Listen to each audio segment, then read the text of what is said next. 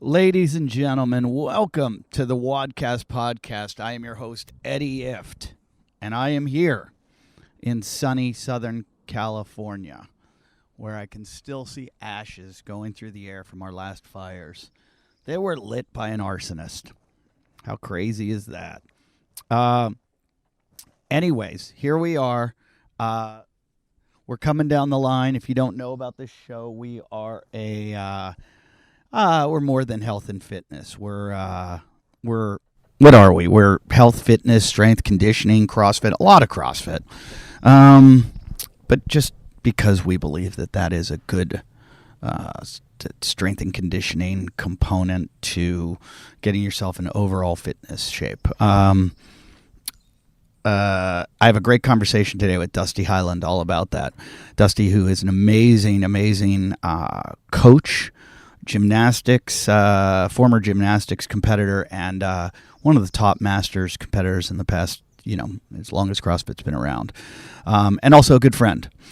Dusty's great, and we have a great conversation. I wish we could have talked longer. Dusty is so busy that I couldn't get him for longer than an hour. I know how you guys love these long ones. I've got some really good ones coming up. I have a big announcement thanks to one of our friends of the show, John Ware, badgering Eric Rosa. We are going to have the CEO of CrossFit on the WODCast podcast. And I know that goes against everything we believe in, but we are not anti-headquarters. We actually embrace them. Things have changed over the years, much. And I am really looking forward to talking to this guy, just finding out about him, more about like what his plans are, and I find him an incredibly interesting man. The guy's a great businessman, a great CrossFitter, and loves everything about it, so it should be really interesting. Also, I have a scheduling date right now with one of our favorite guests ever, Ryan Flaherty, who is the head of Nike Performance Training. And you got to listen to his episodes because you can just learn so much from the guy. I also have David Paradiso, one of my favorite CrossFit coaches and my own personal coach. I learned so much from this guy, and he's a great friend. He's coming up. And Louise Eberts, Lulu.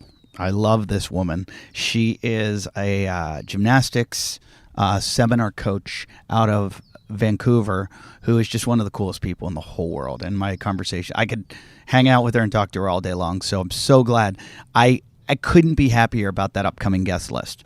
So each and every week, download the episode, go to iTunes, go to Stitcher, go to Spotify, wherever you get the show, and listen to it, and tell your friends about it, because I think we do a pretty good job here at the WODCast podcast. And I hope you enjoy the work we do.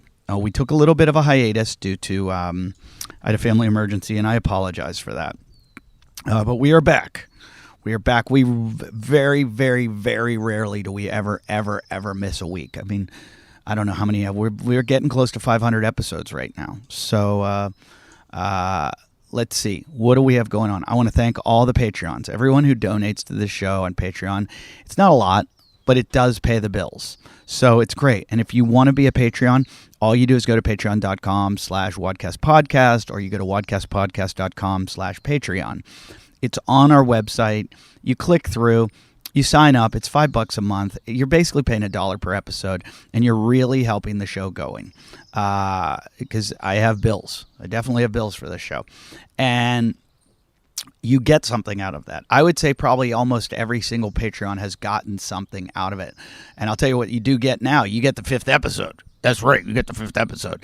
And give me ideas. Who do you want to hear on the 5th episode? The 5th episode, I'm trying to do off the beaten path. It's not going to be so much a CrossFitter or somebody in the fitness world. It can be somebody in education. It can be somebody in psychology. It can be somebody in Shane Moss and I talk drugs, psychedelic drugs. It can be a Bobby and Hunter, a 30, 40, 50. We're going to do one of those soon because Bobby has a lot to talk about. It can be anything. It can be a comedian. Tell me what you want to hear on the 30 or on the 5th episode, and that is the one you get only if you're a Patreon. I do 4 episodes a month, a 5th episode with Patreon if you're a Patreon subscriber, and you get that right off the Patreon page. You also get a chance to win a leopard claw and a Myopucks. What are the Myopucks and the leopard claw? Let me tell you right now. I'll tell you exactly what they are.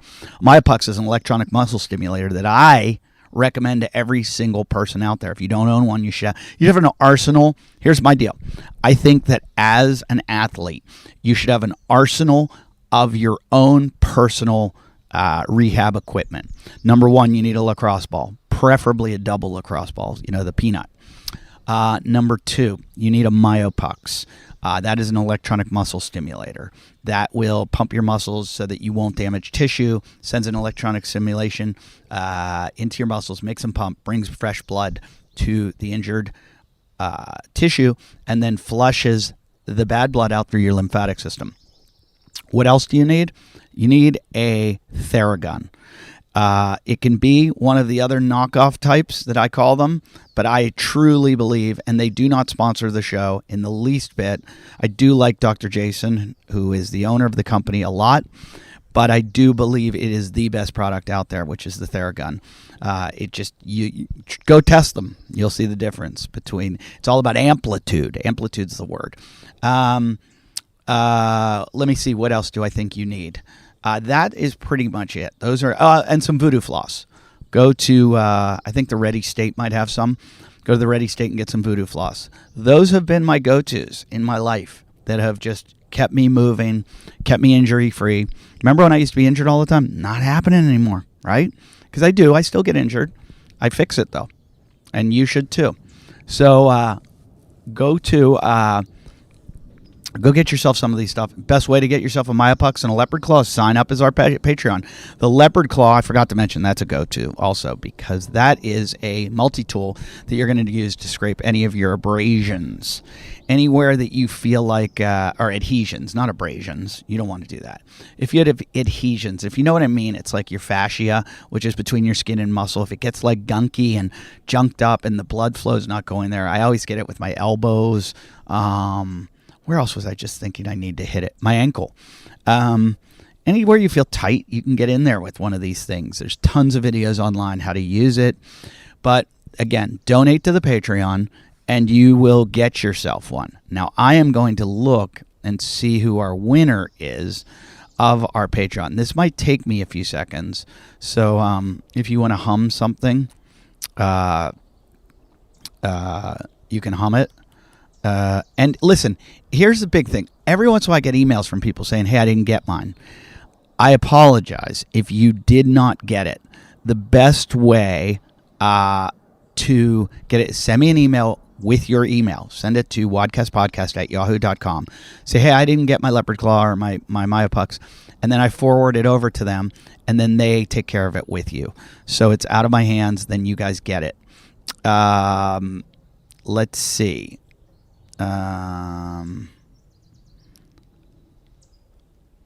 Our winner today, ready? Brian Atkins. Congratulations, Brian Atkins. You won yourself a Myopucks and a leopard claw. This stuff costs about $450. So $5 a month. Do the math. $5 a month times 12. $60, and you're getting $450 worth of stuff. Seems like a good investment to me. So everybody should jump on that. Jump on it. Jump on. No, that was Jam On It. Remember that song, Jam On It? It was a terrible song. Actually, it was a pretty good song. Okay. Anyway, let's move on. What else is going on? Murph is coming up in 2 weeks. Murph, I am in a dilemma. Am I going to do it with the vest or not? I have a brand new vest that I got from Zealous. I don't know if you guys have ever tried these vests. It looks like the kind of vest that you go, that you carry your water in a marathon run or something like that. I like it because it doesn't get all bulky up here. Maybe makes your pull-ups a little harder, as it should be. And it just fits a lot better, especially when you're out moving around and running, and doesn't chafe you like the other ones. I've looked through a lot of vests, and this would probably be my favorite one. I've tried a lot of them, the plates, but I don't even know this company that well. Check them out. I'm going to try to see where you can get them. I think it's Zealous. Let me see if they're on here. Even if that, I found them on Instagram. I was just looking at vests, and I was trying to find which vest I wanted to wear for Murph and Zealous. So I'm going to do a workout today. I'm going to do a little 2-mile run and 200 push-ups with that vest on. Try to get myself a good Murph time this year. I don't know. Like I said, don't know if I'm doing the vest though. But if you're gonna get a vest, try this ZELLUS, I believe it is ZELLUS. Zealous. No, ZELUS. ZELUS. Zealous. Check out their vests, and you're gonna go, oh yeah, I see. That's the best one. Pretty cool. I didn't attach that thing. They have a little thing for your iPhone. I didn't put that on mine. But I got the 20-pound vest. I really like it. It's zelusfitness.com. Check them out. zelusfitness.com. And let me know if anyone's out there going to try to break Hunter's record last year. I believe it was 34:10. That's with the vest unpartitioned. I am probably doing it without the vest and partitioned. I'm a little scared of Murph this year. Okay. What else is going on? Qualifiers, games coming up. It's that time of year. Glad the Open's over. Dusty and I talk a lot about that. I want to talk to you about Cellucor. I just gave a friend of mine a bunch of cans of Cellucor. It's sponsor the show. That all I got to say is everybody's talking about beta-alanine because of Matt Fraser. Matt Fraser said that he took it, gave him a third lung, and the shit sold off the shelves. Well, if you want to get some beta-alanine, I know the way. C4 Energy by Cellucor. It's powered by carnosine, beta-alanine, beta power. And it's got a lot of other key ingredients, and it's been proven, clinically proven to make you perform better. It supports muscular endurance, hydration, physical performance. It's sugar-free. It's color-free. It's clear liquid. It's got caffeine in it. It's got an explosive performance energy blend. It's got the 16-ounce can has 200 milligrams of caffeine, which is more than a cup of coffee. It's almost like 2 cups of coffee. 12 ounces, 150 milligrams. And what this carnosine beta-alanine does, it delays the onset of fatigue. Okay? That's what we all want in this sport. So I don't know why you're not all doing it. It's pretty cool. Gives you a little tingle. Makes you feel pumped up and ready to go. All these other energy drinks are crap. They're filled with sugar or fake sugars, and they've got coloring in them. They are just not good for you. This one, it's got, the other thing it's got the beet stuff in it. Beta power, betaine, which is derived from beets, and that helps support hydration and better physical performance too. And then there's I can't pronounce this right, N-acetyl L-tyrosine, which supports mental and cognitive health during stressful activities. So look, a lot of times, this is good for work. You can take one before you work out. You can take one later in the day, depending on how much caffeine you can handle. But it's that good caffeine for you. And it's, like I said, it's the only energy out there that's infused with and clinically studied. So it's got the proof behind it. They've got carbonated, non-carbonated versions. I like the carbonated. It's just more fun. And again, sugar-free, great flavors like cherry, limeade, orange slice. And we've got a 20% off discount. Okay, 20% off. Go to C4 Energy. That's the letter C, 4, the number 4, energy.com. Use the code WODCast. Go to C4energy.com. That's the letter C, the number 4, energy.com. Use WODCast. Tell me how you feel when you do it, because it cranks me up and gets me going. What else? I think that's everything. This has been a long intro. Oh, live shows. I am performing live. And like I said, if you have a CrossFit gym, you want to do a show, you got a parking lot. Look, a lot of people still don't want to go inside. A lot of comedy clubs are they're at 25%. There's no way for me to make any money. I will do a show in your parking lot. I've done it at Paradiso CrossFit. We'll set it up. I've got a promoter. He'll do all the work, and you and I will split the money. You and I and the promoter. So it's a great way to get your gym out, get their friends out. Everybody sit outside, hopefully all vaccinated. I'll come anywhere in the LA area, anywhere fairly close, like even a couple hour drive. Let's do it. It's a fun activity, fun to get your members together. Your police and everything aren't going to bust you. It's not like music. It's not too loud. And we could do it at night. We could do it during the day. Just let us know. Send me a message at WODCastpodcast@yahoo.com. I'll do the comedy show. You guys just sit and laugh, and we split the money. What else is going on? I think that's it. I am touring September, October, November, December. I have dates in Reno. I have dates in Las Vegas. I have dates in Arizona and Scottsdale. I have dates in Michigan. I have dates in Pennsylvania. I have dates in Florida. I have dates in Colorado, in Texas. I am going to be everywhere. I am doing a 16-week tour, and I would love to see you guys. So check that out. That'll be launching soon, where you'll see the poster. It'll be all over my website, and get on my mailing list, and make sure you check out my new album, which is Sweet Home Alabama. It's available on YouTube. Sweet Home Alabama. And you can listen to it on Spotify and everything else. So I hope you enjoy this episode with the very cool and awesome Dusty Hyland. We're going. Dusty Hyland, how are you, buddy? How's life? I'm great, man. Feeling good. You look good. You do. I watch your Instagram. You look like you're smashing it still. The weather is friggin' fantastic here in Los Angeles, and things are kind of coming back to life. So even where I'm at, life is spring is happening.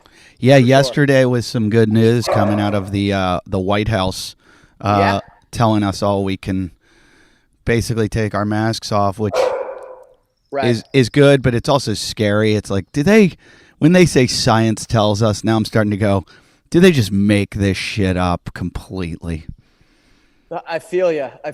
Half of me says yes, half of me says no. You know? When this whole thing went down a year ago, we followed all the protocols. We shut the gym down. We did all that stuff. And there was this inside just feeling inside my gut. And I don't know whether it's like just always been that way for me, but I literally was like, I feel like a tidal wave's coming, and I want to turn into it and just like run into the wave. I was like, if I get sick, we're all screwed. So like COVID gonna take me, everybody. I mean, I'm arguably the healthiest I've ever been in my life, and I'm in my mid 40s, and that was back when we didn't know anything, right? We didn't know really what we were headed into with COVID and the pandemic, and how lethal it would be, or how non-lethal it would be, and how it would relatively affect the population. So that was it was like my gut. My dogs are barking. I hope they're not distracting you. No, I'm used to it. I kind of just didn't change too much. We shut the gym down, and I'm kind of a schedule guy. I'm somebody that I feel like everyone's dealing with anxiety a ton, right, in their lives. That is just a thing, that is mental health and anxiety. And it just got worse. It got worse with the pandemic. People were just locked in and couldn't work out, couldn't do the things that they needed to do for their mental and physical health and for their families. And for me, I had to come to the gym. And thankfully, even though the gym was locked, I had a place to go and work out. So I kept my schedule physically, for me, pretty much the same through the pandemic, and I was lucky to have that opportunity. What did you do? Did you do Zoom classes, or how did you keep your business going? Me and my business partner, we followed the guidelines, and Kip, I have the treats. They're over here, and so we shut the gym down, and we did the Zoom thing, and we tried to dive headfirst into it, and just it was such a struggle and battle. Thankfully, we have a ton of loyal clients that hopped in, and, we started doing Zoom morning, afternoon, and evening for a period of time. And then we had that little brief moment in California where we got to reopen. Right. And there was like this ray of sunshine, and everybody was so happy to be back in the gym, even though we were like wiping everything down and following all the protocols and doing the social distancing, because our gym's inside. Like we don't have any outdoor space. Right. It was very difficult. And then we were shut down again. So we pivoted again, and we had actually loaned out all the equipment. We did that whole dance, right? Yeah. And the second shutdown, we decided to do something different. And we pivoted over to the park, which is about a block from our gym. And we just hosted classes there. And we did some Zoom hybrids. So we had a group of people still working out in their houses and in their garages with us. And then we had a group of people, and it grew over time, come to the park. So it was literally like fitness on the bluffs. You know what I mean? Yeah. We had dumbbells and kettlebells. We just came out in the park, and dude, what a year. I'm going to be honest with you. Like, I swear to God, like we're in year 11, year 12 right now of gym ownership. And it's been a battle in a different area every year. Obviously, everyone struggled through the pandemic, but thankful to somewhat kind of be on the other side of that. Now, we got to reopen and figure out what it means to be, because it's different. The landscape's changed dramatically. Yep. Dramatically. Yeah. So as a business owner, it's been very difficult. As a coach, I do what I do, right? I've been coaching people for 15 years. It has evolved. It's great. I took some time over the pandemic to sort of address some more of the blind spots that I've had and limiting beliefs that I have as a coach, because I'm dated. I'm in my mid 40s. Like I was like, oh man, I don't want to do remote coaching. Like I just didn't feel like it was super effective for what I wanted to do and how I wanted to affect change in people's lives. What I realized is with the technology and the advances that have made things so much more accessible, whether it's Zoom or even trackable wearables and the internet, there's ways to really coach people from a distance that are much more effective than sharing a Google spreadsheet and getting immediate feedback and getting video and doing those things.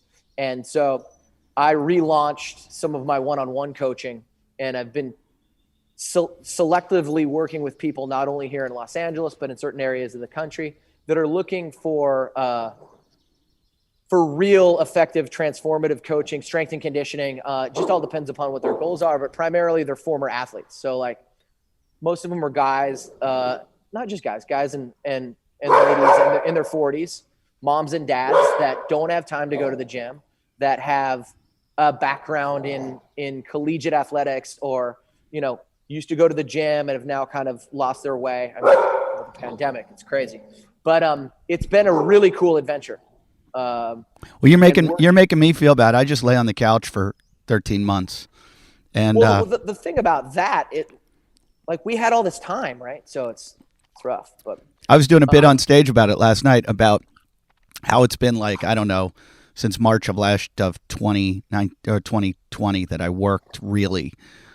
And I had all these goals. I'm like, hey, I'm gonna take this opportunity to learn a language, to play an instrument, to do this, to get my kids doing this, to blah blah blah. And then last night I was about to go on stage. I'm looking at all my goals because I'm going through my joke list, and I'm looking at my goals. I'm like, I didn't do shit. I watched a shitload of Netflix. Yeah, right? I really relaxed look, I worked out a lot, but I didn't get anything done. Like, there are those times where I used to say, if only I wasn't on the road, I could do X, Y, and Z. And I'm like, here I was. I had the opportunity. I wrote 0 screenplays. I sold but 0. I'm going to give you a hall pass, dude. You're raising children, and that's not something on my plate. No, that is a full-time gig, bro. And we tossed a third dog in, which makes it complete chaos. Complete chaos. The dog tipped the scale, where it's just like, where my wife we look at each other like, what the fuck are we doing? Why did we get a third dog? Yeah, I hear you, man. The dog just tipped the scale that much that it just went into. The other day, it's like you're outnumbered at home. My wife, I sent her away. I was gone I sent her to do the girl thing. I'm like, go, just because I wasn't here on Mother's Day, so I go, take your Mother's Day on Wednesday. Mm-hmm. I'm there with a buddy. He's got his twins. I've got my kids. The dogs are going crazy. Everything's happening. I look, my son is eating a magic marker. It's all over his face. He's eating a green magic marker.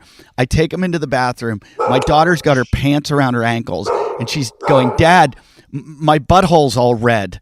And I'm like, oh my God. She's like, can you put something on it? And I'm like, no, I mommy does that. Like, Yes. and I'm like, and the kid's like green's coming out of his face. And I'm like, and I was just like, what am I doing? Like, what is happening to me? And, yeah, so needless to say, my workouts last 15 minutes a day. Exactly. You know what? The people that I spend the most time with are all in our age group. Kind of like I hang with Ron Matthews a lot. He comes and trains with me. He doesn't have any kids. I see Kenny Kane from time to time, and we haven't worked out once together. And it's not because of my schedule. Okay. It's because he's got a dog. He's got those 2 kiddos and he's running that gym, but like it is always nonstop. And I feel you, man. Like, I used to hate my parent friends who, when I would call them, they would get off the phone with me really quickly. I gotta go. I gotta go.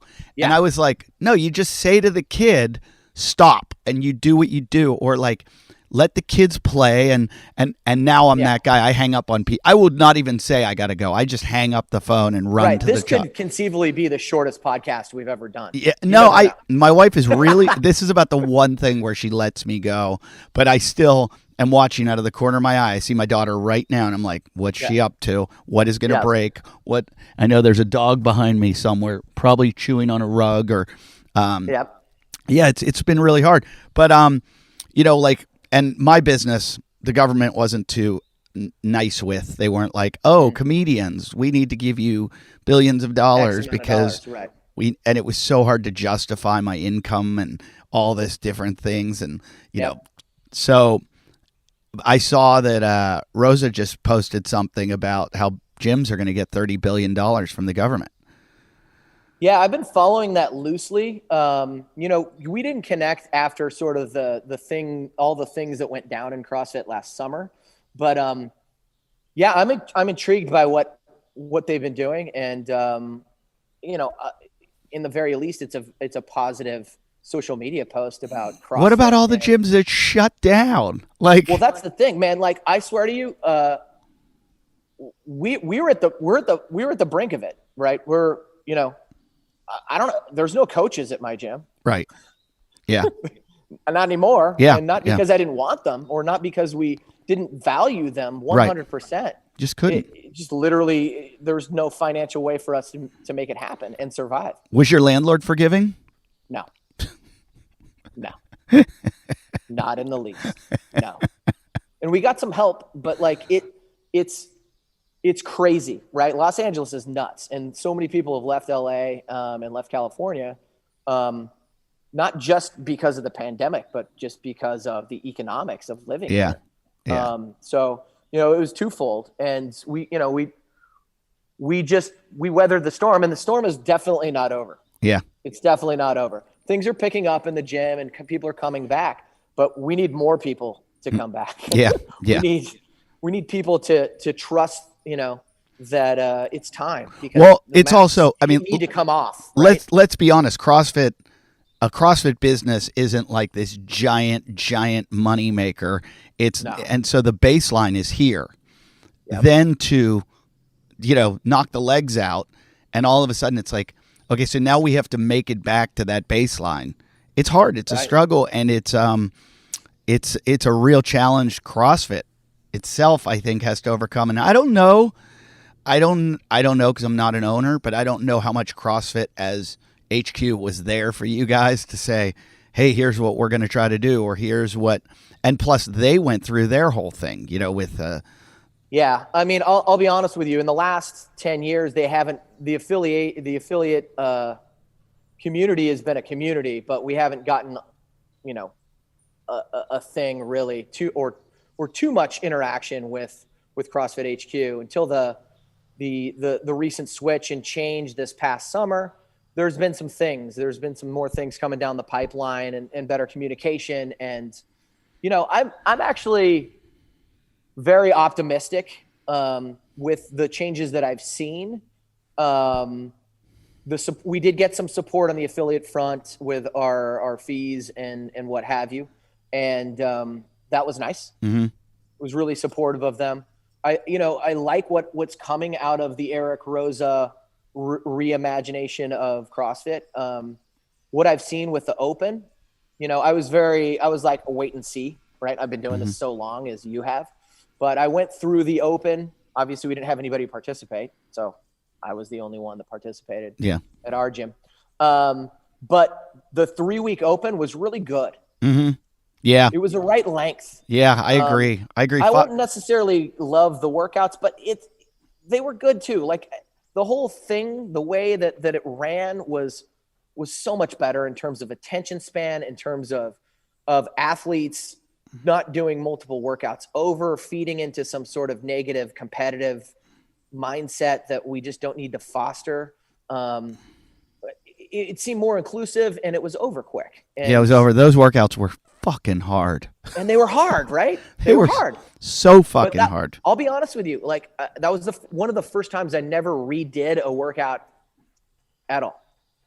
Out of you just didn't want to because they were so hard, or I don't know whether I've reached a point in my life finally where like I've begun to focus on my own mental health, my own wellness, and not to get off track, but really focus on just me sleeping better, eating better, feeling better, and working on my overall performance just so that I can do that and help other people do it. I've been coaching it forever, but being able to toe the line and not overtrain and just work out an hour and a half, 2 hours. Well, I watch you and I just think either you're on PEDs or you're superhuman or because obviously I don't have the time or work at a gym to train, but I just go, even if I did, I couldn't do that, what you do.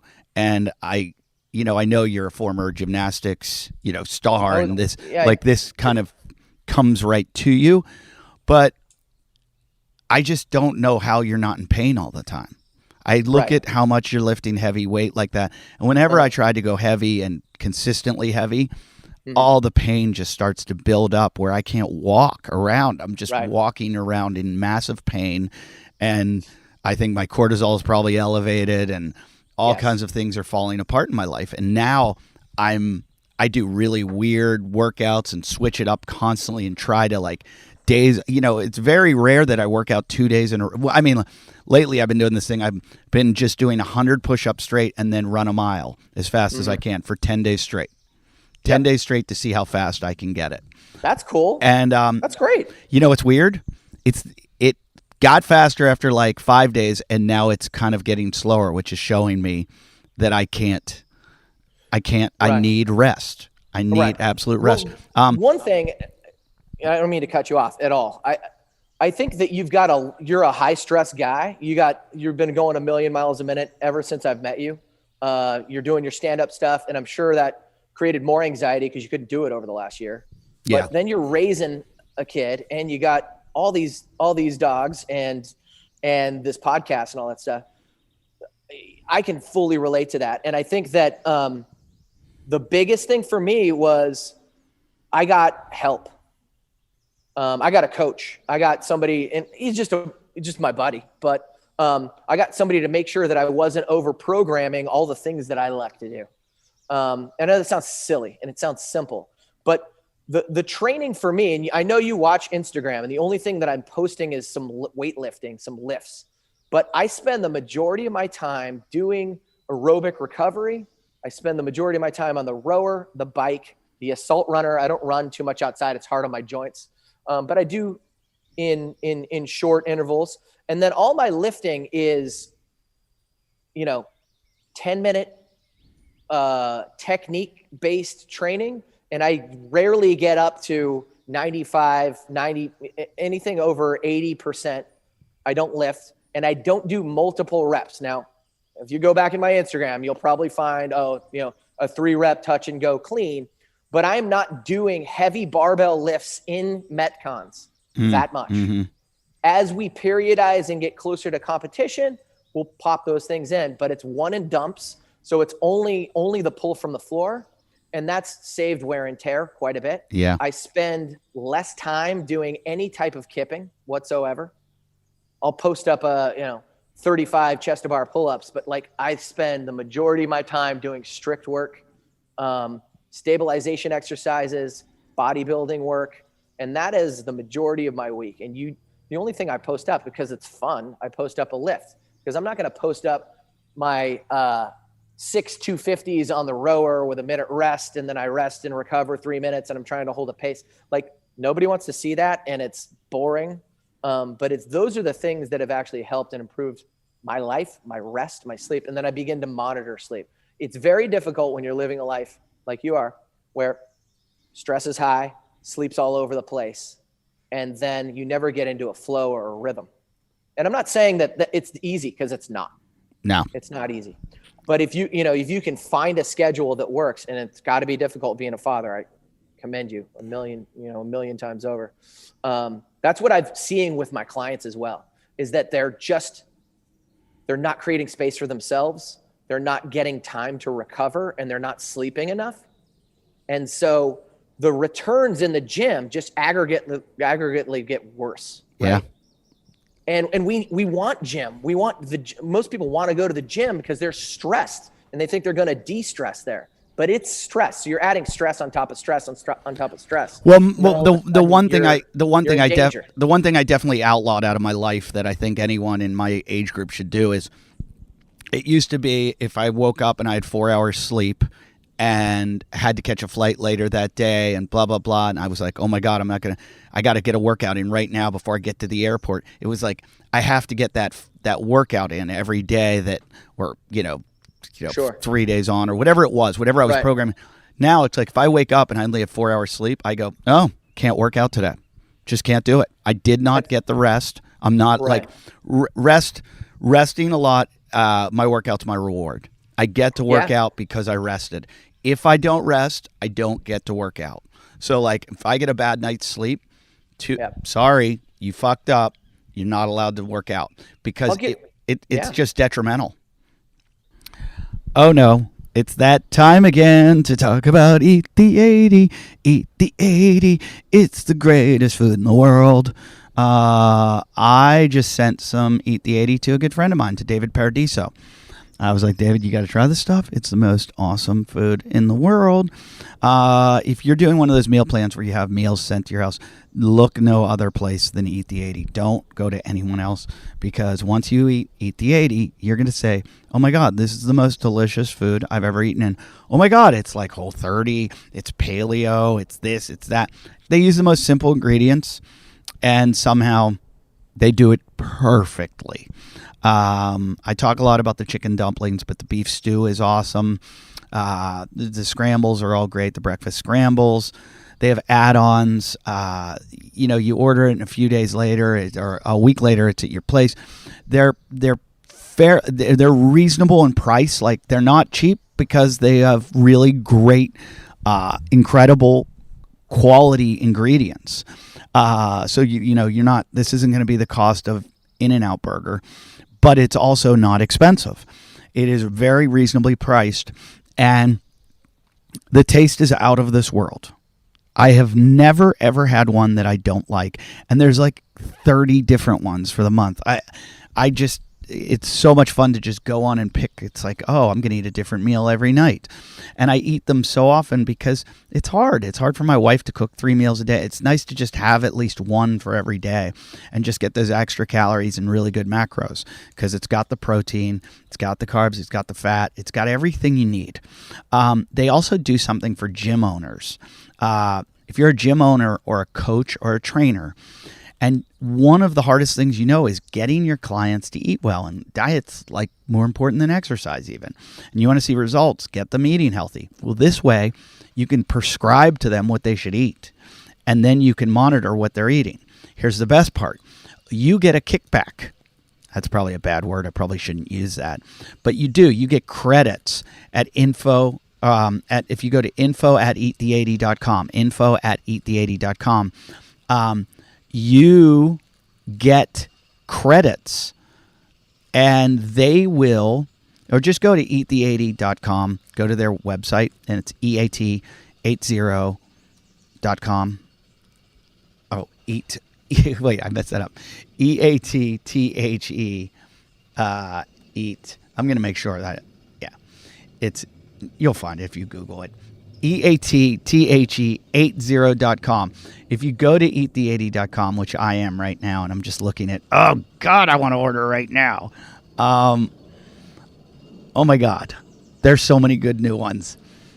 Oh, halibut and hash. I'm getting that one for sure. Spaghetti, squash, and meatballs. I've had that. That's excellent. The chili's great. The chili's always a go-to. Like I said, the beef stew, the Cowboy Western scramble. Oh, there's so many new ones. Penne tuna casserole. And like you'll look at this penne tuna casserole and it'll be like gluten-free. They put all the nutritional facts in there.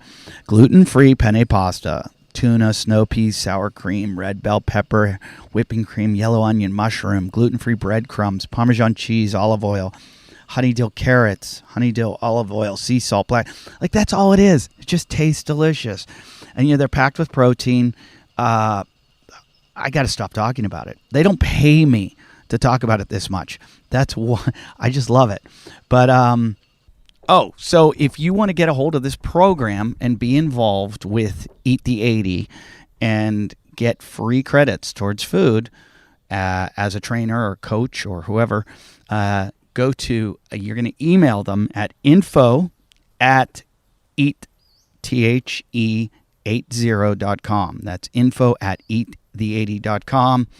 And again, check out their food, order their food, try it. I guarantee after you try it, you're going to want all your clients eating anyway. So go then and email them at info@eatthe80.com.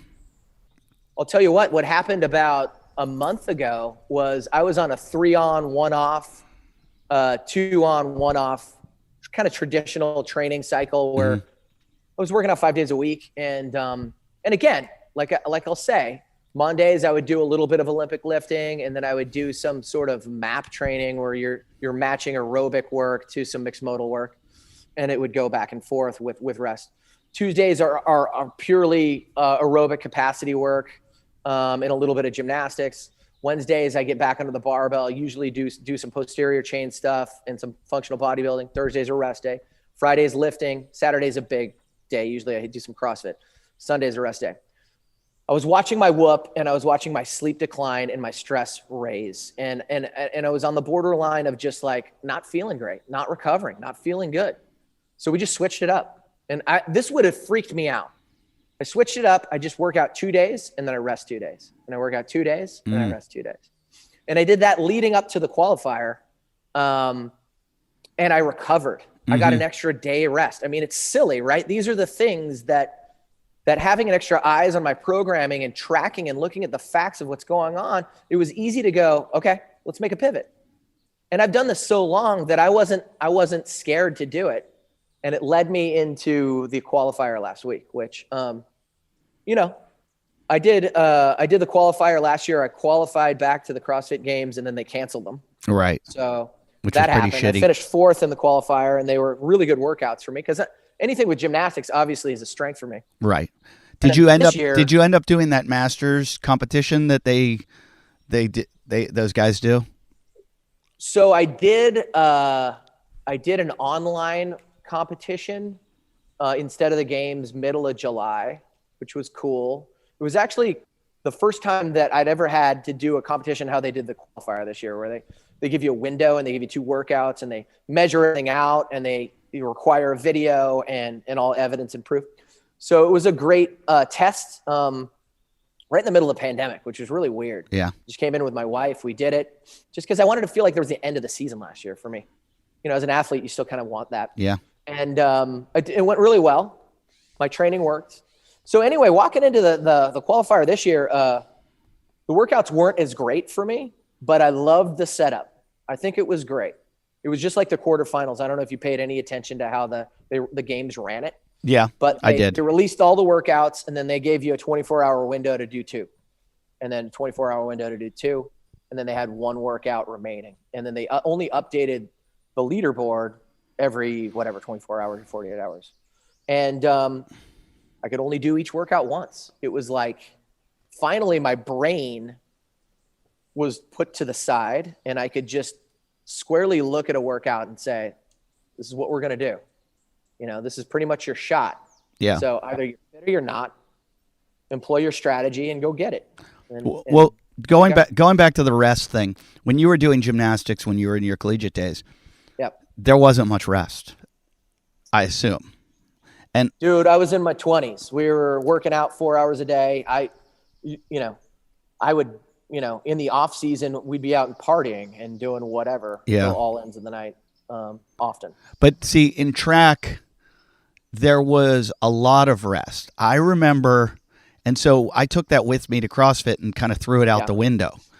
And I remember when I first got into CrossFit, I'm like, it was so much fun. And then I was like, is this crazy? Because like I had really good coaches and they would never do this to me. Like they would never, like Fridays were always an easy day. And there were never 2 hard days in a row. And we always ran at 85%. And I'm just going, do these CrossFit people know better than these like coaches I had that were Olympic coaches? And now, as I get older, I'm like, oh, there's definitely more and more rest as you get older. And it's funny, like guys that are long, and I was a sprinter, but long distance runners, like I trained for that long run that I did with Tommy Hackenbrook and Hunter and those guys. Yeah. Mm-hmm. Hunter kept saying to me, stop training. And I was like, what? He's like, dude, you're doing too much. And I was like, I did a 30-mile hike. And he's like, no, relax. He's like, you don't need that. He's like, you need your body to be just fresh and like injury free. And I was, and I'm sitting there like watching the guy who's like won 8 world championships. And I'm like, why are you telling me to rest? You work out constantly. And he was like, you need your body to be completely 100% recovered. He's like, why do you think marathons, they taper for 2 weeks before where no one runs? Like you don't run it, like you run like 2 miles. He's like, just relax. And, I didn't realize how much there is to that. And well, you're amazing. I can't believe you ran that far. I can't. With those 2 characters who are a couple of my favorites for sure. I said the only people say, "Why did you do it?" And I went, "So I can talk about it." It's seriously the only reason. I love when people start talking like, "Yeah, one time I ran the Las Vegas Marathon." I'm like, I went 68 miles. And they're like, insane. And I'm like, I needed that to one up you. I was hoping you would start talking about your dumb little marathon. No, it was honestly, I'd love to do it again. It was so much fun. So much fun. Yep. And Hunter kept saying that. He's like, dude, the day of, it's going to be so easy. And I was like, why? He's like, because you're just going to be having a ball with all your buddies, like talking and shooting the shit. And you're just going for 24 hours straight. And it really was. I don't know if I could do it again just out of like the risk you take of like injuring the shit out of yourself. Jacking your body up. Yeah, it was. Sure. I was hurt for 6 weeks after, even more with my knees, but they recovered completely. But I would love to make it an annual thing and do it every year. And people wanted to. I had so many people contact me the next year going, "Are we doing this?" And I'm like, I'm not. like I was happy to do it, and I'm sure if I put my mind to it, I could do it again. Right. I was talking to Mike Anderson from CrossFit Malibu, and I was like, maybe we'll do it again, and then when we hit the street, like when you start on the street, go up the mountain, come down the mountain, then you're back on the street. I go, if you go back on the street, it's another 32 miles exactly, and so it would be a 100-miler. I go, we should do a 100-miler. And Mike goes, are you insane? I was like, why? He's like, don't you understand running street compared to running hills? He's like, and I was like, no, what do you mean? He's like, well, when you're running the hills, your different foot placement every time, different, so that your cadence is different and you're not working the same muscles over and over and over. When you hit the street, you're going to murder your body. And I was like, yeah, good idea. Maybe we don't do that. Maybe we should skip that. Yeah. That's wild. But I love crazy things and crazy races like that. Sure. I always try to get Hunter involved. This is not even register on the Richter scale of a 68-mile run. But we have this tradition at Dogtown where everybody has birthday traditions, right? But this was one we kept up during COVID. It was on your birthday, you rolled dice. And whatever came up on the dice, you multiplied by your age, and you had to do that in burpees. You had a week to do it. Oh, okay. So I turned 45 last year, right? And we're all on Zoom, and I'm like, all right, I'm gonna roll the dice. We'll see what I get, right? You got 12. Snake eyes. Snake eyes is 11. I had 900 burpees to do. So I literally took off my headset and I had the other coach start coaching the class, and I just started doing burpees in the corner. And I wanted to see how long it would take me to get through 900, because Hackenbruck told me many years ago when we had that 7-minute burpee workout in the open, he was so pissed that he didn't do well at it, that he left the gym and he went over to a park and did 1,000. He's he's a psychopath. Crazy, dude. You're full of crap, right? You're full of crap. Not at all. That's him. In the back of my mind, I was like, I wonder how long it'll take me to do 900. So I just started, and I got through 660 in an hour at a clip. And I ended up finishing up the next day. Like I took a little break. You got through how many in an hour? 660. I was going to say not 6. Yeah, it's not that many. It's about, just over 10 a minute, 10, 11 a minute. Like I was just kind of cruising. Like I wasn't sprinting it, but it was very doable. Like I just picked like a pace and just, let's see what happens. Was it one of those things? Sometimes I do a CrossFit workout where I go, the first round was just as hard as the 8th round. Like they just suck, and it doesn't get harder. It just sucks from the beginning, and it sucks the whole way through. I would imagine that's kind of like. It's like swimming for an hour or doing wall balls. Like burpees just are what they are, unless you're really sprinting them, right? They do suck. There was some guy, I've told the story before on the show, and people hate when I repeat stories, but fuck them. There was a guy at CrossFit Paradiso who wasn't very good at CrossFit. Nice guy, super nice guy. But whenever there were burpees in a workout, he would just smash them. He was so good at burpees. And I used to really struggle with burpees. I have really long legs, short torso. It's just the worst thing for me. And I would watch this guy just fly through burpees, do them perfectly. And I was like, why is he so good at burpees? And I said to him one time, I'm like, man, you really crush burpees, blah, blah, blah. He's like, yeah, I do 100 in the morning, first thing when I wake up every morning. And I go, oh, he goes, every day. And I was like, oh, no. And he was a dentist, and I'm like, what? And every morning he would do 100 burpees. And I was like, no wonder and he just had worked. The movement was so efficient that he just figured it out. And there are some things he just knows his pace. Yeah. He's built a level of fitness around it, and it's just like confidence. There are some things that you get so good at, they just come. And when they get thrown in a workout, you're like, oh, thank God, this is right. That's that whole thing of like, Fraser, making your weaknesses your strengths. Absolutely. And I think that's all CrossFit is. I think Fraser has given everybody the keys to this. And he's like, here it is. Here it is. Here's what I do. And if you want to do it, but no one wants to do it. No one wants to do what he does.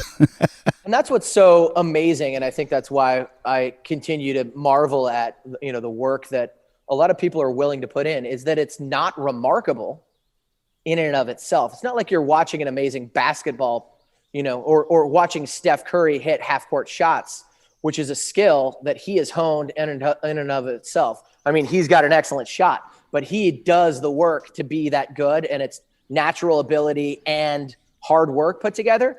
CrossFit is just hard work, and that's what I love about it. It's almost like an everyman sport or fitness modality, where like if you want to do it, you can do it, right? I mean, it is mental.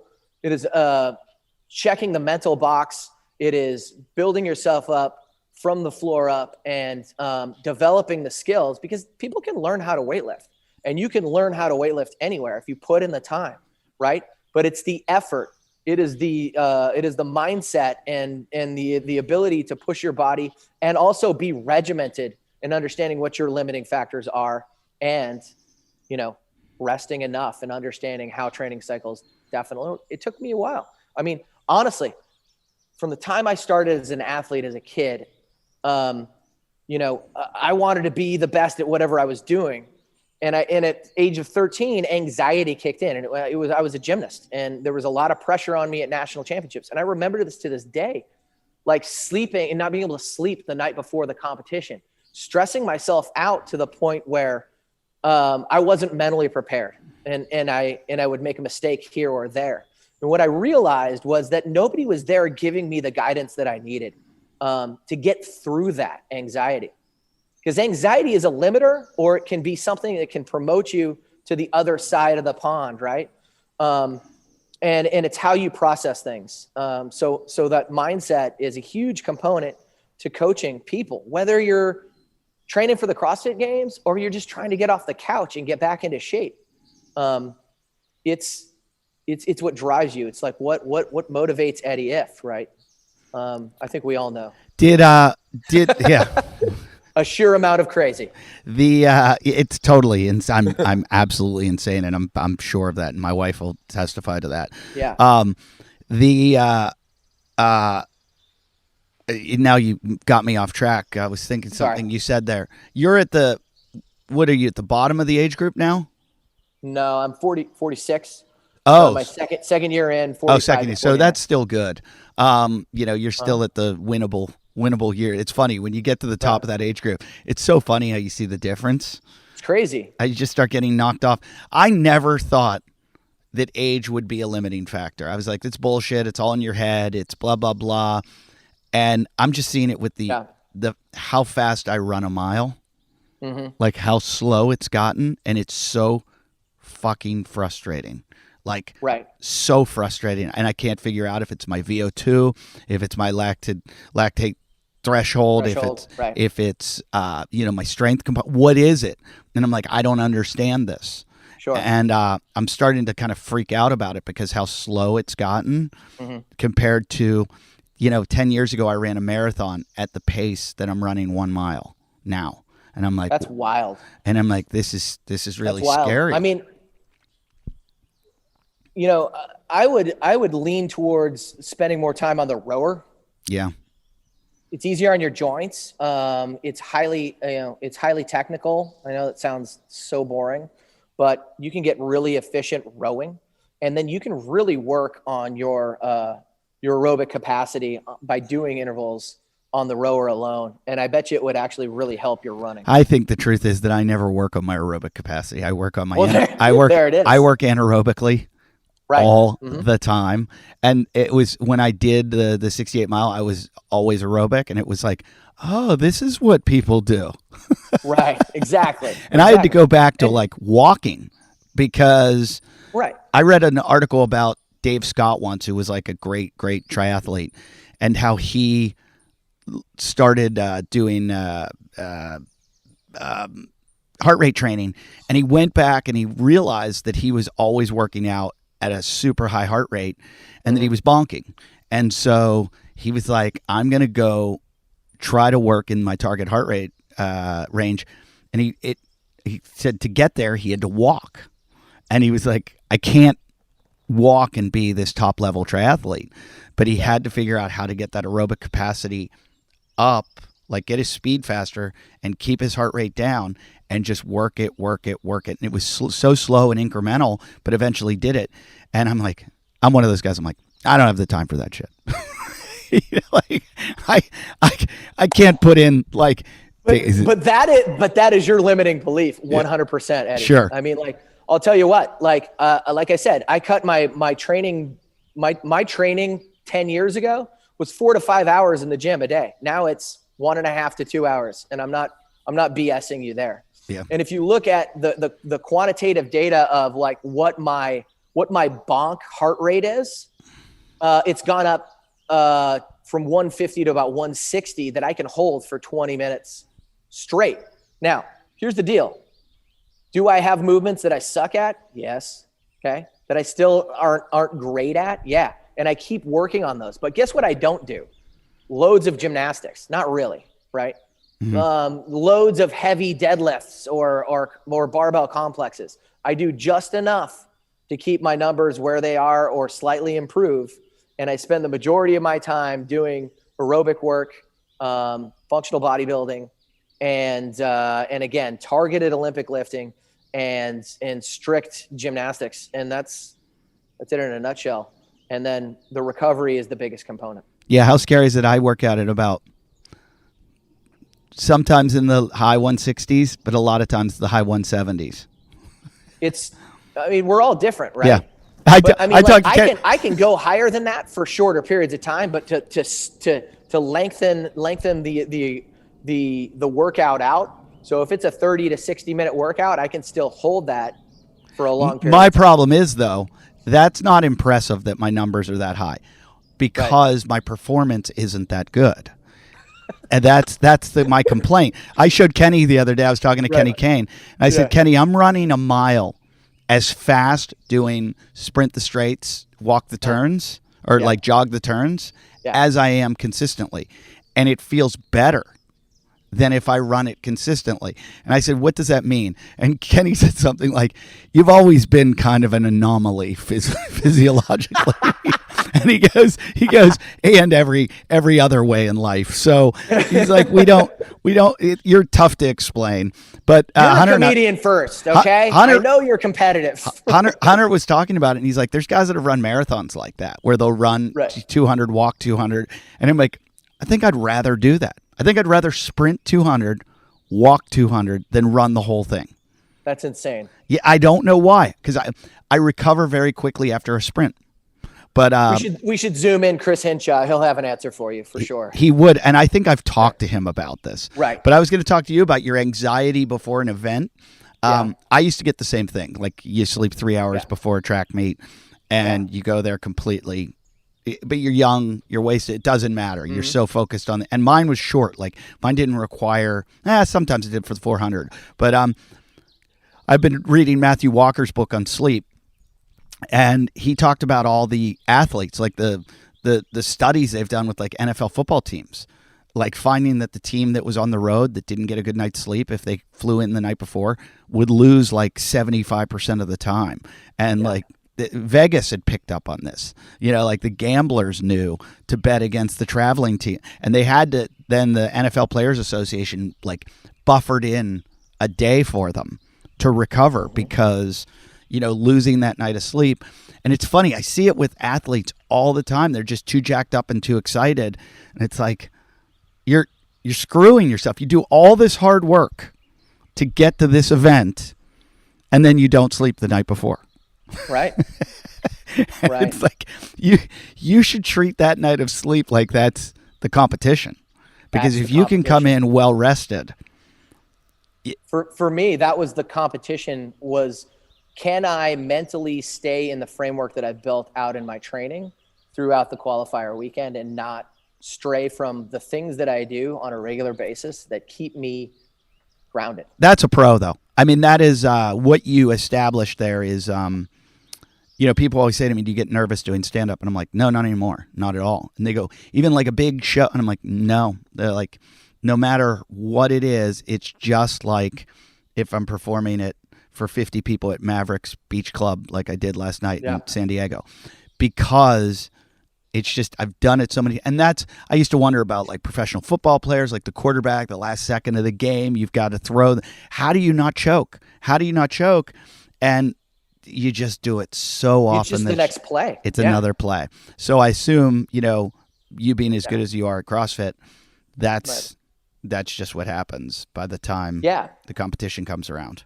It's really been interesting though, because I went through a phase in my life where I was, training for myself was kind of on the back burner, and I spent a lot more time coaching and assisting other athletes. And I would get anxious for them. Yeah. And I realized it was even more ridiculous. Like I was like, holy crap. Like you have a connection to them because you've helped them train for this event, but it is solely on their shoulders, and you have to let that go. Yeah. And it was really interesting to get back into it for myself and realize that if you're doing the right things, then you will be prepared to meet the moment.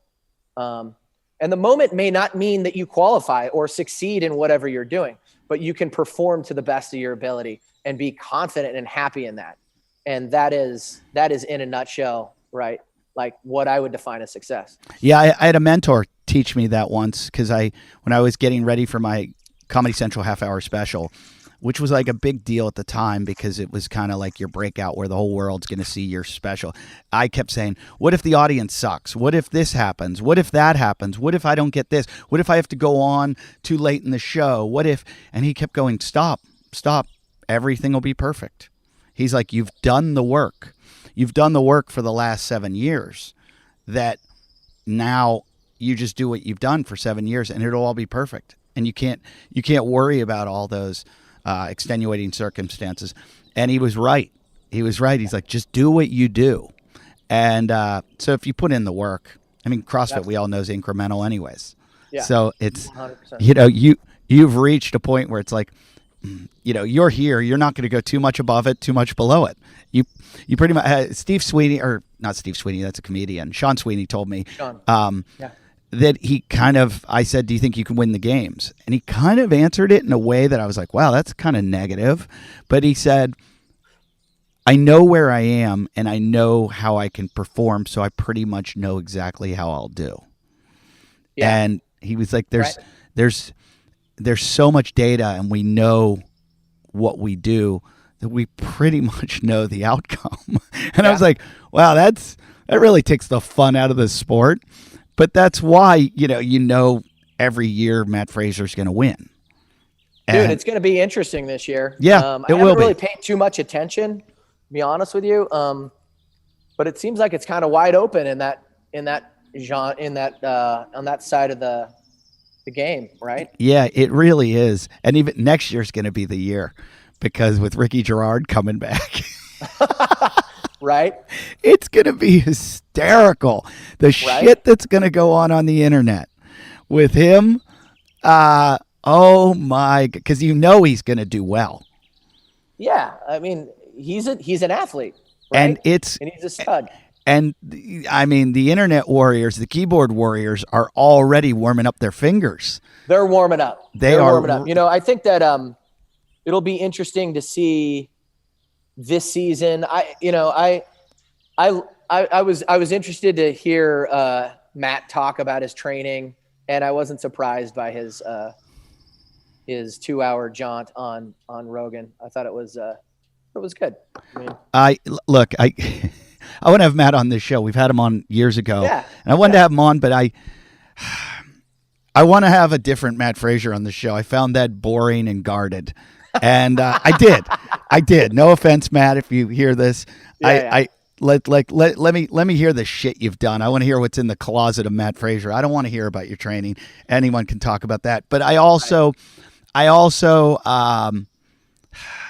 talked to a good friend who was close to him and said, should I do this? Should I do a show with him? Because, I heard him on Rogan. And he also, I thought he did somewhat of a disservice to CrossFit on Rogan. And I don't know if that is, people get nervous around Joe. I've done the show a bunch of times, and Joe's an intimidating person. Sure. And I don't know. I was kind of half listening. I put it on because I had to row for like an hour in the gym. Yeah. So I just had it going. So it was sort of in and out. But what did he say? I think there was a little bit of he put Rogan's always talk shit on CrossFit. Right. And right. And Rogan has, a long time ago, Rogan said, if you do jiu-jitsu, I'll come in and do a CrossFit. And I was like, let's do it. We never did it. And I feel like if he did it, he would have a whole new appreciation for it, because I know how hard he likes to work out, and he would see, what goes on and how effective and how great some of the coaching is. Absolutely. I actually left that podcast. I looked at Ron because we were listening to it, and I was like, I think Matt should actually be like, Joe, let me put you through some workouts. Yeah.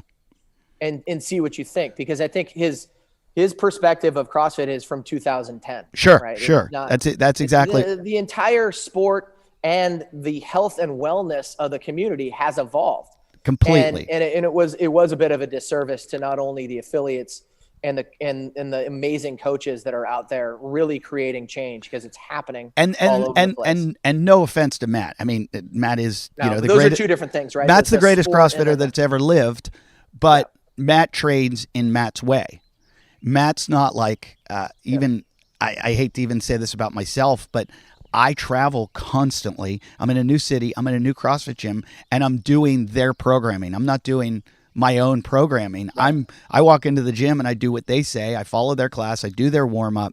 And so I'm experiencing, and I have been. And you get good coaching, right? By and large, you're going to 90% of the time, not even maybe more. It's great coaching. It's great. And 10 years ago, it wasn't. 10 years ago, I walked into a gym and I asked some guy asked a guy how to do a muscle up, and he's like, you grab it and you kind of just like pull as hard as you can and you go into it. I remember our conversations and where we were 7 years ago or whenever, I've been on the show a couple times. So yeah, I mean, it's changed dramatically. And so for Matt to say that, I was like, whoa, that'd be like me talking about like what it's like to go to the games. He's talking about individual coaching, and I'm like, you're not on the CERT staff. You're not out there coaching people. You're not even really going into affiliates and seeing what's going on. And you're not really doing CrossFit per se. You're doing strength and conditioning that is allowing you to just crush CrossFit events.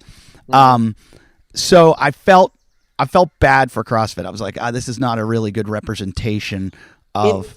Yes, but in the same regard, the exposure alone, is not necessarily a bad thing for the brand. And any press is good press, but what I was going to say is a lot of people become sycophantic to Rogan. They get on his show, and I've seen a lot of guys do it.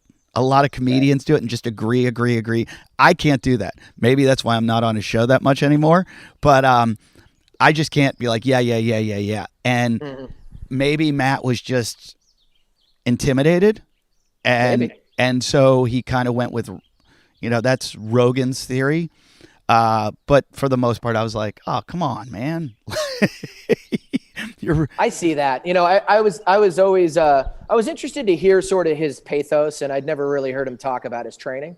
Yeah, aside from the affiliate comments, like I said, there's this dichotomy in CrossFit. There's the sport and what is it really? Yeah. And then the community and the health and wellness of what we're really trying to do. And that is, dude, I was talking to another coach the other day, and I was like, what do you think collectively, how much weight has the U.S. gained in the last year? You think it's 40 pounds across? I don't know. I think about that because I think there's all these people that went and got in better shape.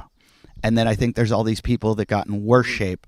And, I look at my wife and we did pretty well my wife did great. Mm-hmm. I probably maintained the same level of fitness that I have from when it started. But are we the norm? It's all over the place. I've seen some people that just broke down. I think it says a lot about you, how you handled COVID, because I saw a lot of people that just like shut down and like lost it.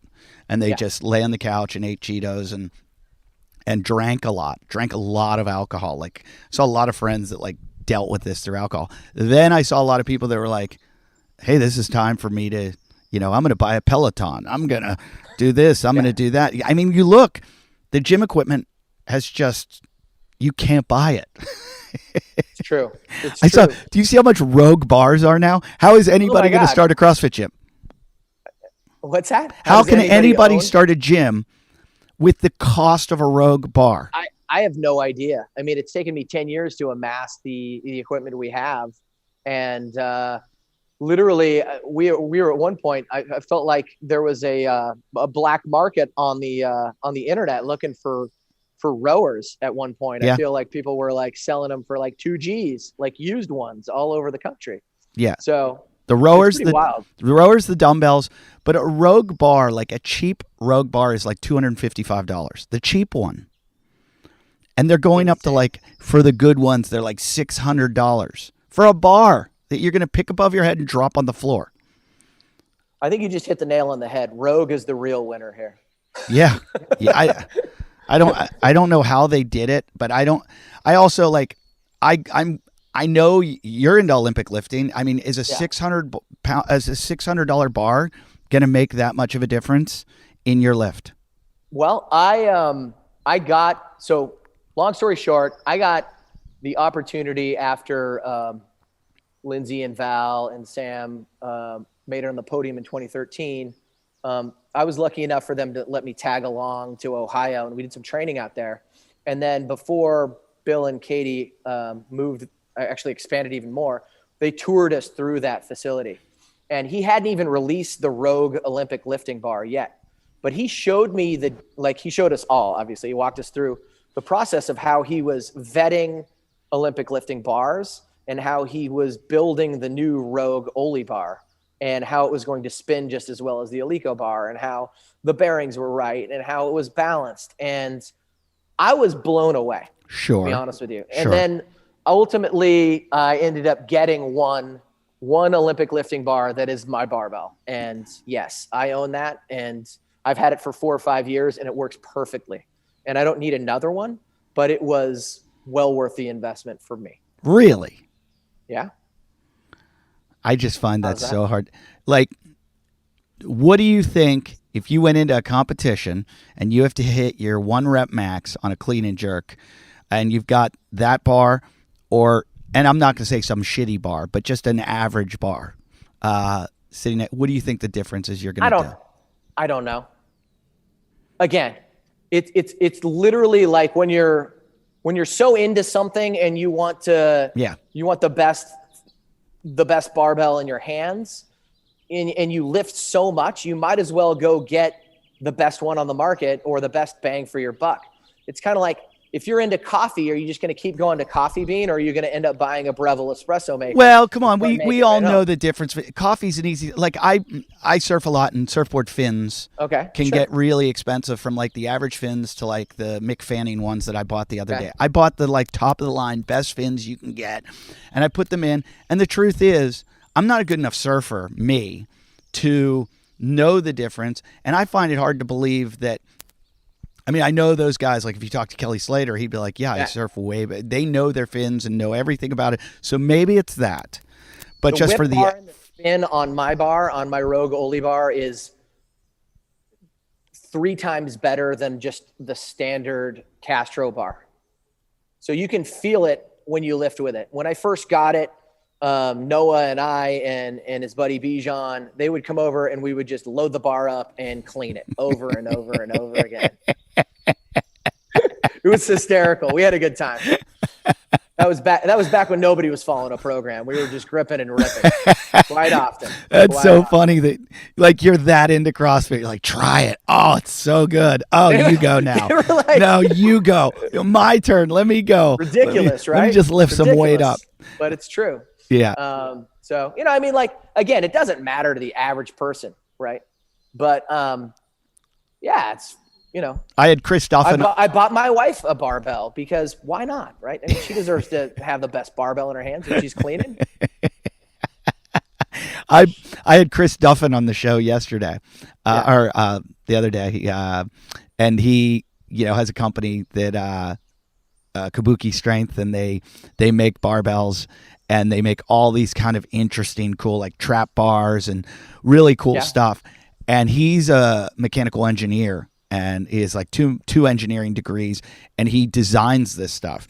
And when he was talking about it, my eyes were just glazing over because I was like, I don't understand any of this. Mm-hmm. And like, I'm not even a good enough weightlifter to understand. And then you're getting into the physics of it.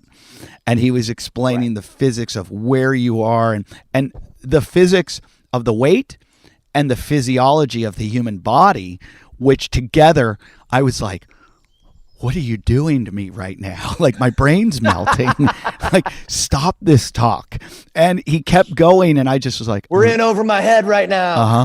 I was like, bring it back a little bit. Like I can't even do the physiology part, dude. And you've added physics and engineering. Like you're crippling me.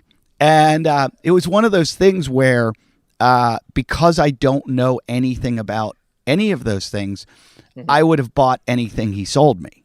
Of course. Because I would have just gone, this guy knows shit.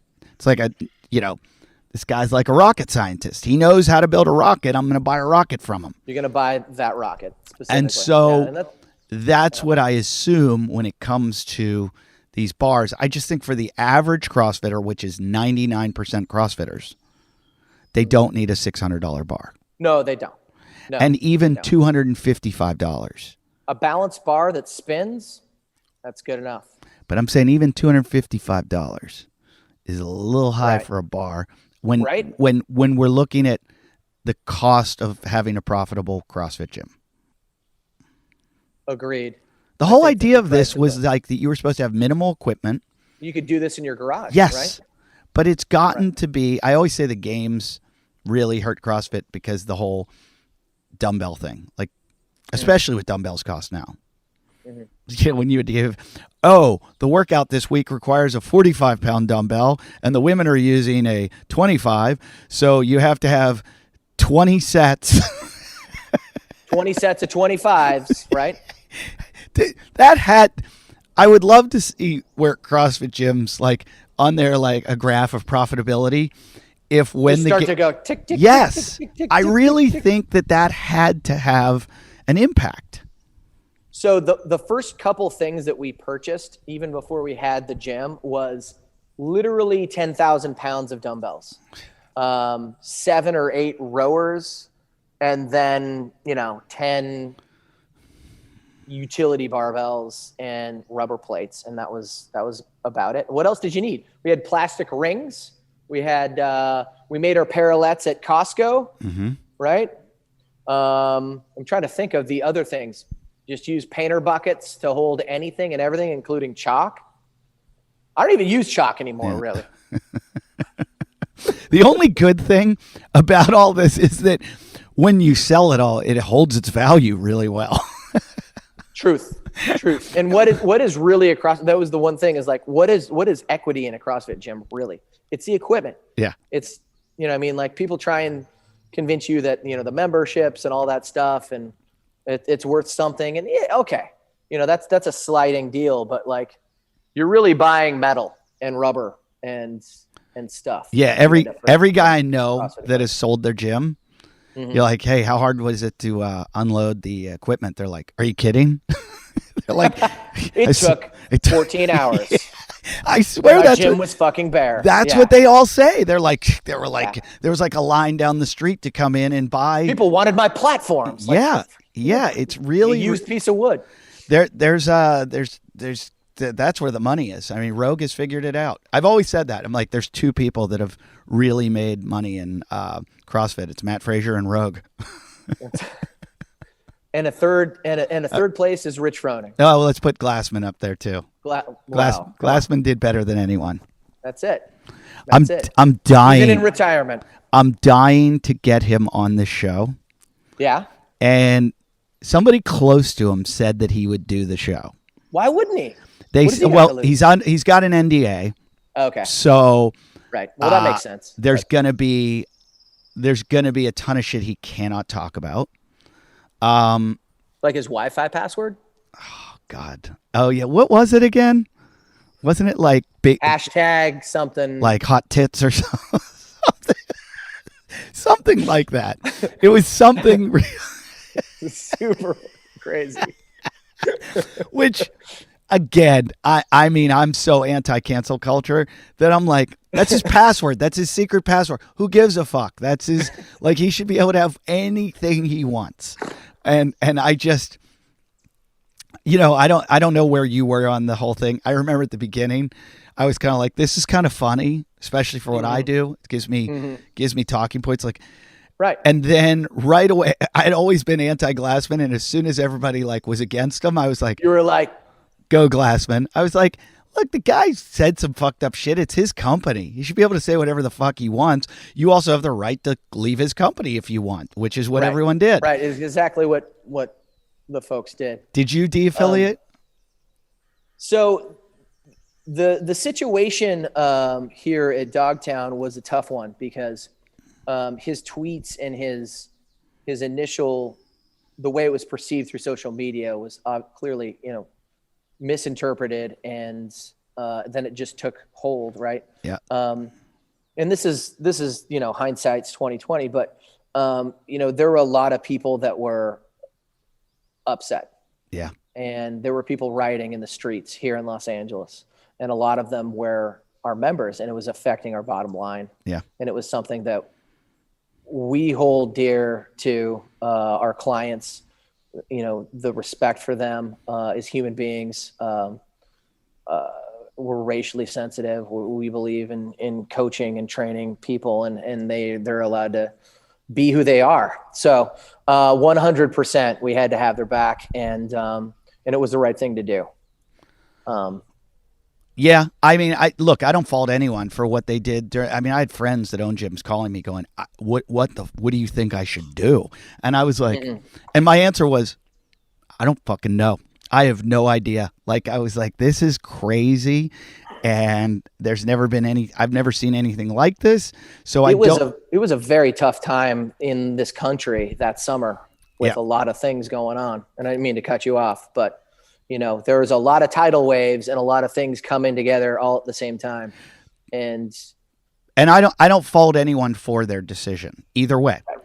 In retrospect, I do think that it was a narrative that ran away, and there was a pylon. And at the end of the day, do I think Glassman's a racist? No, not at all. I don't think he is. I really don't. And do I think he said something dumb? Yeah, I think he said something really dumb. We can agree on that. And I think we all say dumb things. I have had things slip definitely out of me. And if I was famous enough, I could be canceled, because there's things that people could not that I feel guilty about, that I'm like, oh my God, that was wrong what I did, but people could make it look like what I did was really wrong. 100%. And so, and if it's just at a point where they want to get you. I was listening to the guy KFC on Barbell. Yes, Eddie, that's all true. And I don't necessarily know that is exactly why he ended up stepping down, but there were a lot of other things that within the community with Greg's actions and things that he'd done over the last 10 years. Yeah, well, I mean, he had to, I guess, had to atone for. Well, right. I'm not going to defend the guy, but when you're a leader and you run a company or any kind of organization, you're going to have people that love you and people that hate you. That's the problem. That's the problem with leadership. And so he's obviously had people against him. And my thing with him was that if I were to put it in a nutshell, and this is just my opinion, that the guy let the fame and fortune get to him. Mm-hmm. And when it was important, he didn't pay attention to his product, and he kind of let it get away from him. And then when he tried to clean up the problem, so I'm going back years, when he tried to clean up the problem, he cut off his disciples. And so his disciples turned on him. And when he started downplaying the games and saying, that's not what we do here, and, stopped giving to the games, he cut off his Rich Fronings of this world. And those people are his spokespeople that are out there praising him every single day. And you lost them. You lost them all with that, because they loved the games. And when you said that's not what CrossFit is, and we're this health and fitness, and we're going to work out with, bleach jugs in Archie. And that's what's even funnier about it, right? Is like, I remember there were comments made, and I don't know if these were made directly. I'm not accusing anyone of anything, but there was this prevailing feeling that they didn't give a crap about the aging community of athletes and the masters, right? Yeah. Right? Like, watching old people work out was sad, apparently. No, I'm serious. Yeah. And when in fact, it's almost like it's over 50% of the registered people in the Open this season were 35 and older. Yeah, and everyone is going to be a master. And those are the people you're selling stuff to, that have the money, that are going to buy your certifications and go to your competitions and do all these things. And I love how CrossFit has pivoted and has now become more inclusive, especially with the masters community. Not just inclusive, but what I've said this a million times, and I've not because I'm getting older, but if you're creating a health and fitness initiative or whatever it is that you have, your oldest population, your successful oldest population, is the one that you should be putting on the pedestal all the time. That's the one you should be showing people. Like, I look at a guy like Mark Sisson, and I'm like, what does Mark Sisson do? Because I want to do that. But I'll tell you what he does. You want to know? You think he lives in Miami, and he eats really, really healthy, and he works out a little bit, and he rides his bike everywhere and works on his tan. Yeah. I think it's awesome. Yeah, I mean, the guy is great though. He is. But I mean, he breaks it down of like, I play frisbee football, and then I do this, and then I do this, and I don't work out that hard on this day. And you listen to the guy, and you're like, whatever he's doing, it's working. So that should be the template. When I went to see Fitzgerald in Arizona, and we talked all about my training, and he said, what do you want to do? He said, when you're 90 years old, do you want to climb a mountain? I said, yeah, I'd love to climb a mountain when I'm 90. He goes, okay, is your training right now going to get you there? And I went, no fucking way. He goes, okay, then let's reverse engineer. He's like, let's reverse engineer. Well, I don't want to see the CrossFitters that crush it when they're 22 and then are out of the sport when they're 26. Right. I want to see the guys like Dave Hippenstall who are 60 years old doing muscle ups and riding his motorcycle and doing motocross. That's who I'm like, what's he doing? Show me what he does. And I want to do that because that means I'm going to have a life of this, not just 2 years of it. And CrossFit was like, hey, let's all like burn out as hard as we can and kill ourselves and be top level CrossFitters and then have to do yoga for 16 years afterwards. Show me these masters. Show me these guys and show me them. If there's anyone that I care about that's clean, right, are the masters. And I think that's where it's least, in my opinion. I don't know. I think there's guys in there that are just, tell me, better than I do because they're drug testing. Can you get a waiver for testosterone replacement therapy if it's like doctor recommended, like the doctor prescribes it to you that you need it? I don't even know the answer to that. Yeah. I'm not on that, so right. I wouldn't have asked. But that's an interesting question. You know what you should do? I mean, I don't know if they'll come on. Is get somebody that runs the testing for CrossFit. I should get testing because I've talked to guys that give the steroids to guys. Like secretly, like wink, wink. And I've talked to guys that are steroid experts. And no one seems to really be an expert. It's such like a weird. Have you had them on the podcast? Yeah. And I should go back and listen. It's a dark world, and it's just so experimental. I mean, look, I was just spending a couple weeks in the hospital with my mom. And I'm watching doctors monitor her blood pressure with drugs. They'll give her blood pressure to get her or drugs to get her blood pressure up, to get it down, to do this, to do that, to work on her hemoglobin, to diuretic, and it's pill here, pill there, and it's all experimental. And these are doctors, and they're going, well, we thought that was going to happen, that didn't happen, so we're going to try this. So I assume the whole PED world is very, very similar. Where it's like, well, I tried this, and this started to work, and then this happened, and then I did this, and blah blah blah. So.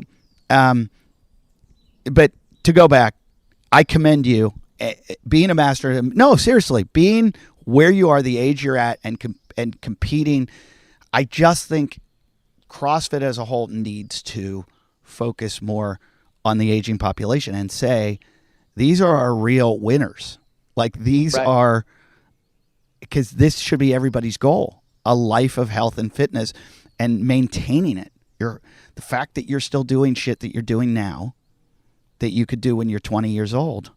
And I have to thank CrossFit for that. I go out and I mountain bike, I surf, I run, I ski, I snowboard, I do all this shit, and I don't think I could do it. And I don't think any of my friends that I went to high school with could do any of the shit that I do because they don't do CrossFit. Right. And they might be able to do one thing that they just stuck with forever. And then feel wrecked for 4 days. Yeah, but not be versatile and be able to, like, if somebody said to me, hey, let's go play basketball tomorrow, I could go play basketball in a 3-on-3 game and be fine. Yeah. And do whatever I have to do, play hard. I don't know many people from many other workout fields that could do that. 100%. And so it needs the credit for that. And I don't know how to do it. I really like watching the Masters, and they don't focus on it enough. Right. Well, hopefully it'll change a little bit, and we'll see what's in store moving forward. I'm excited and hopeful to see what happens this summer in Madison. And also how things come back to life in the country. Yeah. And just sort of this reemergence. I mean, you got to think that there's going to be a wave of people coming back to life and to fitness and finding their way. Right. It's going to change as well. Like I think people have realized, hopefully some people have realized, that you don't have to work out at 5:30 a.m. unless that is the only time that you can do it. But that maybe scheduling time in your day, whatever you do, especially if you're the boss, to get yourself to de-stress and do some things for yourself first. Put yourself first. Yeah. You only got one life to live. So well, I'll tell you, I've been working out alone or with a few buddies, and I miss group fitness. I miss going in and having a whole bunch of people. And I did comedy last night, and I've done a few live comedy shows since March of 2020. And there was just such an energy last night. I was in San Diego, and the president just made this man. And I'm vaccinated, and hopefully everyone there was. Yep. And there was this feeling of like, oh yeah, this is what it's like. There's an energy and there's a vibe and I can't wait to go into a gym and have that again. And I think a lot of people are really going to have missed that, and it's going to be exciting to go back. And so I'm hoping once we start getting back to more, people flood the gyms and come in and, and want to get back to it. And because it's pretty hard to maintain it on your own. Like, you really need that push and the coaching and the everything to be at that level. For sure. So they need you. Thanks, brother. There was something else I was going to ask you, and then I'll let you go. So you are where are you right now with the CrossFit Games? So we're in video review. I finished 14th. They're taking 20. Okay. So we'll see as the videos come in. So unofficially made it a third time, but we'll see how the videos pan out. Any grundlers against you? No grundlers. There's the guys that are in my division. There's a guy named Jason Grubb who is a super fit guy. He won the 40 to 44 division a few years ago. There's a guy named there's a guy from Italy that is insane who is a extremely fit dude. His last name's Silvino, and he won our division. There's a guy named Justin LaSala who's with Misfit Athletics, who's a friend, and has been grinding away, and is in the top 10. There's a bunch of guys. There's Jeremiah Head, who originally was one of the originators of ROMWOD. He's a great dude. Okay. He lives in California. Bob Jennings, who actually runs the Legends Masters competition. He is a beast. He's from San Diego. Those are the Americans. I'm trying to pull this up so that I can talk a little bit about these guys. I watch your training. I watch like the stuff you do, and I just find it so hard to believe that there's 13 guys right now ahead of you. Oh man, dude, the thing is like they're as committed. They're out there doing their thing, and they have strengths and weaknesses, and it'll be interesting to see how that all plays out if we get a chance to get out there and play around. I hope it happens. I hope there's some sort of obstacle event. That would be so fun. Yeah, I'd love to see stuff like that. I do too, and I'd like to see the old guys do it. Call them old guys. So thanks for doing the show. I really appreciate it. Always great talking to you. Thanks, Eddie. Hope to see you soon in person. Love it. Get your workout. I always say I'm going to come by and have you fix all my gymnastic problems, but I never. Maybe I'll have to drive up to Malibu and we'll go for a dog run. We've got a couple fun places we do some stuff. Seriously, you're welcome anytime. Love it. Yeah. All right, buddy. All right. See you, bud. See you later. Take it easy.